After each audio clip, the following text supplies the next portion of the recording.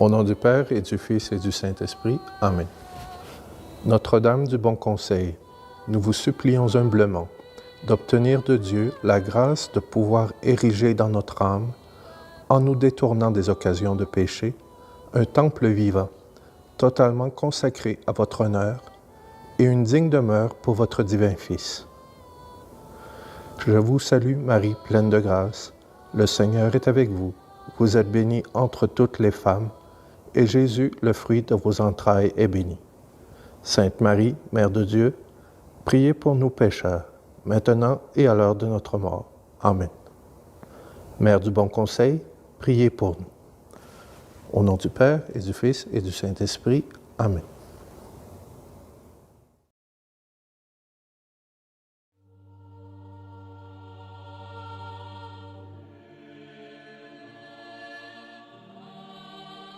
Bonjour, bienvenue à ce Triduum en l'honneur de la Sainte Vierge Mère du Bon Conseil de Genazzano.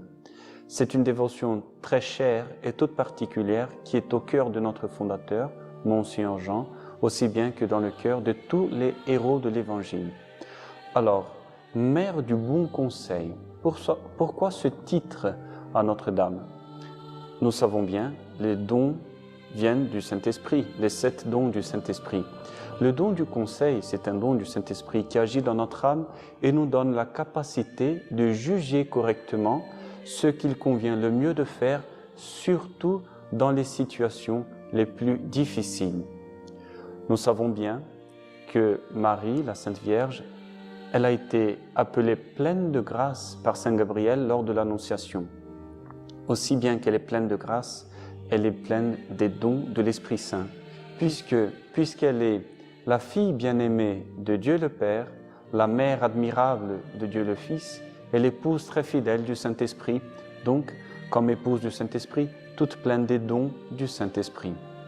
Nous pouvons voir dans la vie de Notre-Dame, dans les noces de Cana, le vin était fini et elle a donné un conseil aux serviteurs. Faites tout ce qu'il vous dira. Faire tout ce que son fils dira. Et c'est comme ça que le miracle se produit, lorsque, par le conseil de la Vierge, ils obéissent aux paroles du Fils.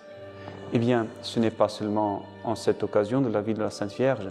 Nous savons aussi, lors de la visitation, quand elle est allée visiter Sainte Élisabeth et son séjour là-bas, combien de conseils n'a-t-elle pas donné à sa cousine?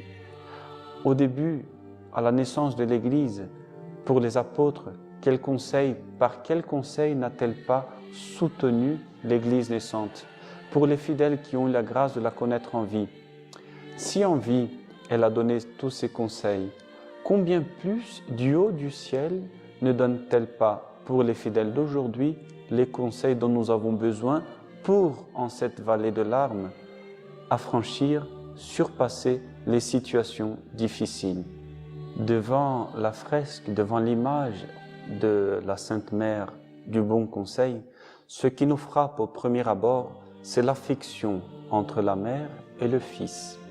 Le petit Jésus qui, avec sa main droite, enveloppe le cou de sa mère délicatement, noblement, et qui l'étreint. Et qui, avec sa main gauche, tient le haut de sa robe énergiquement, comme s'il disait « Elle est toute à moi ». Il est content d'être dans les bras de sa mère, mais il veut aussi nous faire participer de sa joie, de son contentement. C'est comme s'il nous disait, si tu veux quelque chose de moi, essaye de le demander par ma mère, par l'intercession de ma mère, et tu seras exaucé. Marie, de sa part, tient son fils adorable dans ses bras, mais on voit aussi qu'elle est toute pleine d'affection envers un autre fils. Cet autre fils n'apparaît pas dans le tableau, dans l'image. L'autre fils, envers qui elle est aussi toute faite de bonté, c'est le pèlerin, c'est le fidèle, c'est celui qui se trouve devant cette image, devant cette fresque, pour prier la mère et le fils. Envers celui-là aussi, la Sainte Vierge est toute faite de bonté, de maternité. Jamais aucune mère n'a eu un pareil trésor en ses bras, comme nous voyons en cette image la Sainte Vierge avec son Fils adoré dans ses bras. Et pourtant, personne d'autre, plus que cette Sainte Mère, n'a le désir de partager son trésor avec nous, avec les autres, de nous donner son Fils. Puissions-nous être toujours devant cette mère, devant cet enfant, pour écouter la mère nous dire « Fais tout ce que mon Fils te dira ». Que Dieu Tout-Puissant vous bénisse, le Père, le Fils et le Saint-Esprit. Amen.